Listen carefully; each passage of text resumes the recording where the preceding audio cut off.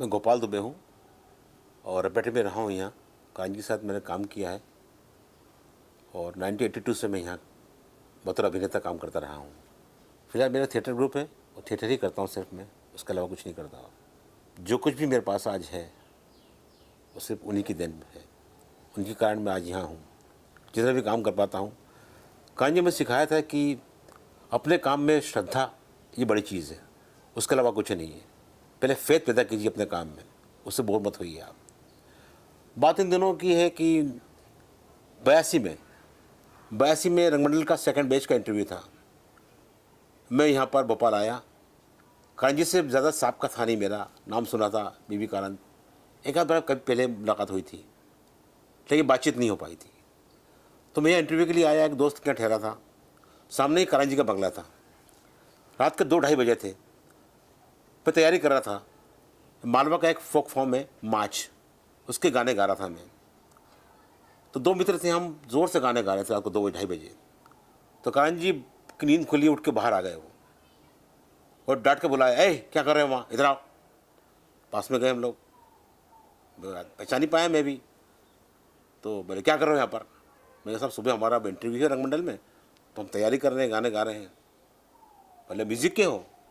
मैंने म्यूज़िक के नहीं, हम तो इसे गा रहे थे, नाटक के हैं। तो बोले ठीक है जाइए तैयारी कीजिए आप। और सुबह देखा तो इंटरव्यू में कानंद जी सामने बैठे थे। वैसे कई सारे अवसर पर उन्होंने मुझे सीख दी। हमेशा बोला करते थे वो कभी एक एक्टर के लिए कि सारा लोहा उनका अपनी केवल धार, तो धार पैदा कीजिए अपने काम में, बस शार्पनेस और फेथ। एक बार वो टूर में जाया करते साथ में हमारे, तो वो टूर में गया तो मैं था टूर मैनेजर था मैं। तो सुबह 6 बजे उठ गया मैं और सबको 3 उठाया। मैंने कहा तैयार हो जाइए आप, तैयारी करना चलना अपने को। सुबह 6 बजे उठ के बाहर निकला मैं, तो कानंद जी बाहर घूम रहे थे, मैं स्मोक कर रहा था। तो मुझे देखा, बोले सिगरेट फेंको मत, महंगी आती है, मत फेंको इसे। मैंने फिर भी फेंक दिए वो। बोला अच्छा बताओ, अच्छा गोपाल कि मुझ में बुराइयाँ क्या क्या है। बोले अच्छा ये बता दो कि तुम अच्छा ये क्या क्या है मेरे में। मैं कहा बुराई है क्या बताऊँ आपको। मैं कहा आप सबको डोमिनेट करते हैं। बोले नहीं डोमिनेट मैं नहीं करता हूँ, लोग हो जाते हैं, बात अलग है, मतलब मैं अपनी ओर से कुछ नहीं करता हूँ। तो हमेशा सहज रहा करते थे और एक मतलब गंभीर बात कह देते थे, बहुत ही सहज तरीके से कह देते थे, बात कह देते थे। एक बार मुझसे कुछ गलती हो गई थी तो मुझसे कुछ नहीं बोला उनने, मुझे बुलाया। जब सुबह रिहर्सल था 9 बजे, मैं जा रहा था रंगमंडल के अंदर, मुझे बुलाया, बोले गोपाल इधर आओ।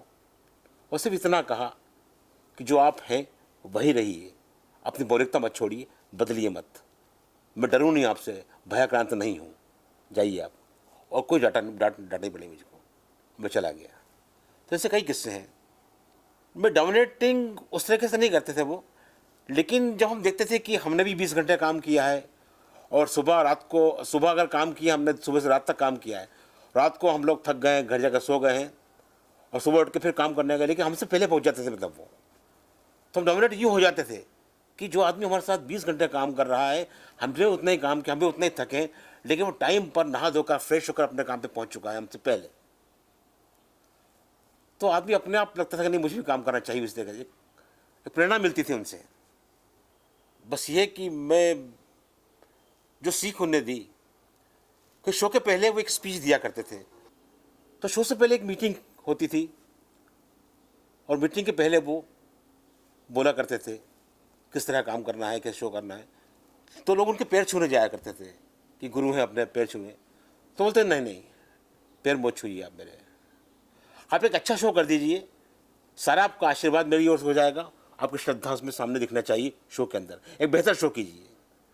तो मैंने सोचा मैंने कहा ठीक है श्रद्धा है लेकिन मन में होना चाहिए।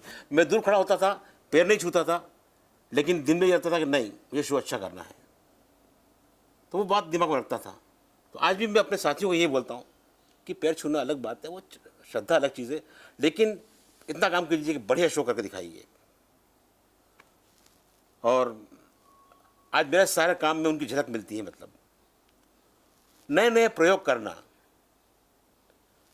एक बार क्या हुआ कि एक कलाकार लेट आया नाटक में और सेकंड बेल के पहले, अगर नाटक का नाम था घासीराम कोतवाल, हम कोरस में थे, 12 ब्राह्मण जो थे उसमें थे हम लोग, ब्राह्मण के अंदर।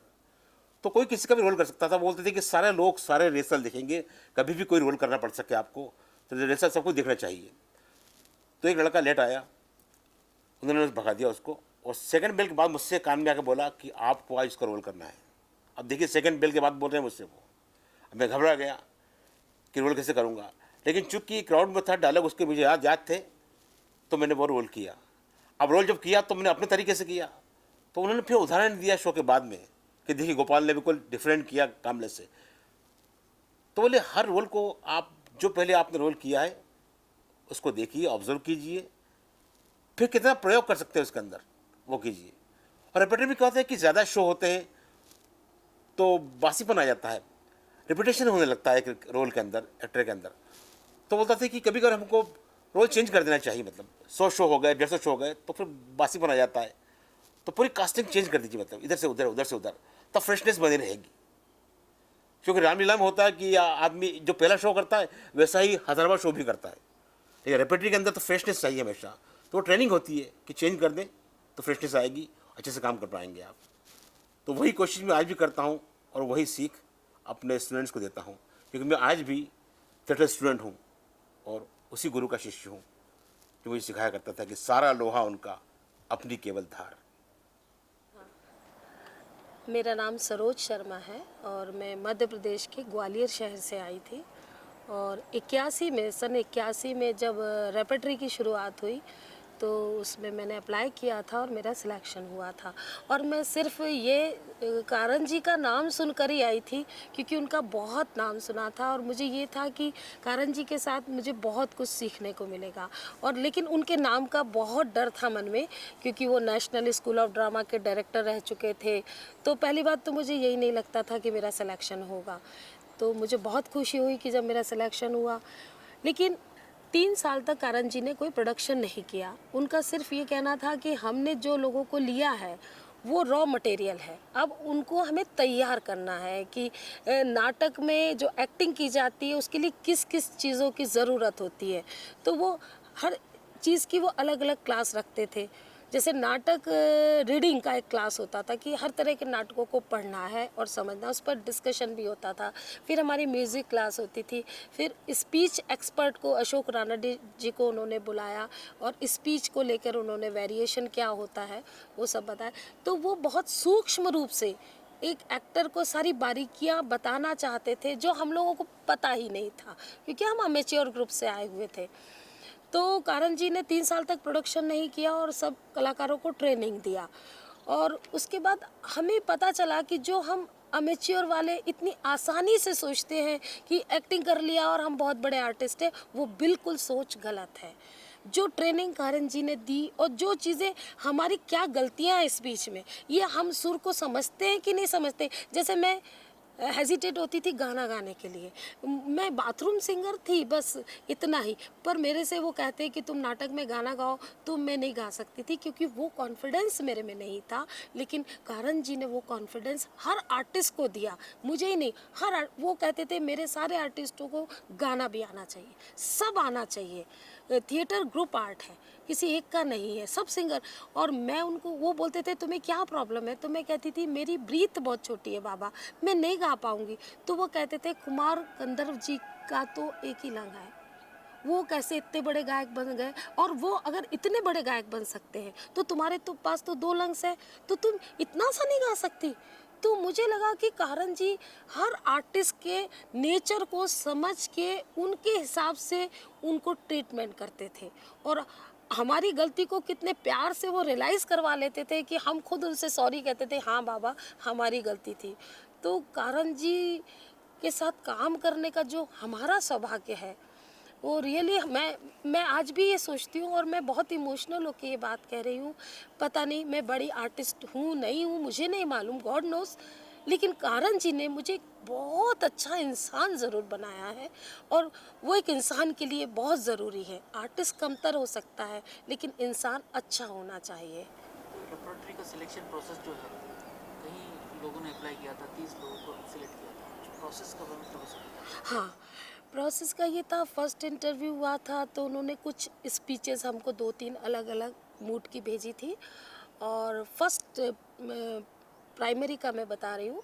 और वहाँ हमसे हमारा एक सोलो करवाया था, जो हमारा पर्सनल हो, पहले से प्रिपेयर किया गया हो, और डांस आता है कि नहीं, और आता है तो परफॉर्म करके बताइए।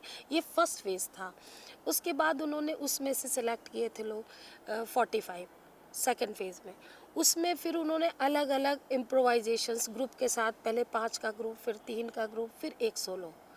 फिर उसमें फिर एक ये भी था कि आपका लाइफ में कोई अगर ऐसा एक्सपीरियंस है तो आप आके स्टेज पर शेयर करो। तो वो उसमें एक्सप्रेशन देखते थे कि ये अपनी बात कहने का इसके पास कितना एक्सप्रेशन है। वो सेकंड फेज़ था। और थर्ड फेज़ में फिर उन्होंने बुलाया था, फिर कहीं दूर ले गए थे और वो यूनिटी चेक कर रहे थे कि इन आर्टिस्टों में आपस में यूनिटी है कि नहीं, ये किसी भी चीज़ को लेकर एक पॉइंट पर आते हैं कि नहीं। तो उसमें हम ही लोगों ने खाना प्रिपेयर किया था 50-60 लोगों का, और कोई सुविधा नहीं थी, बस सामान लेके ज़रूर गए थे, जंगल से लकड़ी बीन के अपने कैसे तो भी इम्प्रोवाइज चूल्हा बनाया और खाना बना, मतलब वो 3 प्रोसेस में ये सिलेक्शन हुआ था। और उसके बाद उन्होंने जब सिलेक्ट किया तो उसके बाद उन्होंने 2-2, 3-3 महीने की ट्रेनिंग भी रखी थी। जैसे मैं एक बात बताना चाहूँगी, स्कंदगुप्त कारन जी ने किया था, तो उसमें युद्ध के सीन बहुत थे, और हम लोगों को किसी को मार्शल आर्ट, ये स्वॉर्ड फाइटिंग वगैरह नहीं आता था। उसका उन्होंने बाकायदा 1 महीने वर्कशॉप रखा था। रतन थे, उनके ग्रुप से लोग एक्सपर्ट्स आए थे, और हम सब, हमारे बीच में कभी लड़की और लड़के का मतभेद कारन जी ने नहीं रखा। सीखना है मतलब सबको सीखना है, चाहे नाटक में लड़कियां स्वॉर्ड फाइटिंग नहीं कर रही हैं पर उनको भी सीखना है। तो उन्होंने इस तरीके से आर्टिस्टों को तैयार किया था। मैं कारन जी के बारे में यही कहना चाहती हूँ कि कारन जी जिस आइडियोलॉजी को लेके थिएटर करते थे, ये थिएटर के बारे में सोचते थे, आज वो बहुत बड़ी कमी मुझे महसूस होती है। क्योंकि आज मुझे वो कारन जी का सपना थिएटर को लेके बहुत अलग था। वो सच्चा आर्टिस्ट चाहते थे, क्योंकि वो खुद बहुत सच्चे थे। वो 24 घंटे थिएटर के बारे में, नाटक के बारे में सोचते थे, इसके अलावा कुछ नहीं सोचते थे। और मुझे भी यही कहते थे कि सरोज, तुम पढ़ा करो, तुम अच्छी कलाकार हो, लेकिन मैं चाहता हूँ तुम इंटेलिजेंट कलाकार बनो, इंटेलिजेंट एक्ट्रेस बनो। और जब तुम पढ़ोगी तो तुम्हारा जो विजन है वो और ब्रॉड होगा। तो एक्टर्स को इंटेलिजेंट होना बहुत ज़रूरी है। और मैं आज भी उनको बहुत महसूस करती हूँ, उनकी कमी को, क्योंकि उनके जैसा सोचने वाला आज मुझे थिएटर में कोई नज़र नहीं आता। मुझे ऐसा लगता है जो भी करते हैं आज लोग, थिएटर करते हैं लेकिन वो प्रोजेक्ट के लिए करते हैं। वो रोज़ी रोटी ठीक है, रोज़ी हम सबको चाहिए, एक सामान्य आदमी को भी दाल रोटी चाहिए, लेकिन एक पैशन होता है। कारन जी अपने नाटक को बच्चे की तरह प्यार करते थे, अपने कलाकार को बच्चों की तरह प्यार करते थे। मुझे वो जुनून, वो दीवानगी, वो पैशन कारन जी में जो दिखती थी, वो यहाँ बहुत कम लोगों में दिखती है। और यही मुझे थिएटर में उनके जाने से एक बहुत बड़ा सोच में भी फ़र्क आया है, जो मुझे बहुत तकलीफ़ देता है। क्योंकि मेरी सोच कारन जी की सोच है कि ठीक है, हम किसी रिश्ते को, कला को जब तक पूरे समर्पण भाव से नहीं अपनाएंगे, वो चीज़ का प्रत्युत्तर या उसका परिणाम या रिजल्ट हमें भी पूरा नहीं मिलेगा। होता है, जुआ है, कभी रिश्तों में सब कुछ मिल जाता है और समर्पित भाव से भी नहीं मिलता। शायद मैं मानती हूँ कि मैंने जीवन दिया थिएटर को, मुझे मिलेगा नहीं मिलेगा, लेकिन फिर भी मुझे संतोष है कि मैं एक अच्छी इंसान ज़रूर हूँ। थैंक यू टू कारन जी को शुक्रगुजार करती हूँ, उनको शुक्रिया देती हूँ कि उन्होंने मुझे एक अच्छा इंसान ज़रूर बनाया है।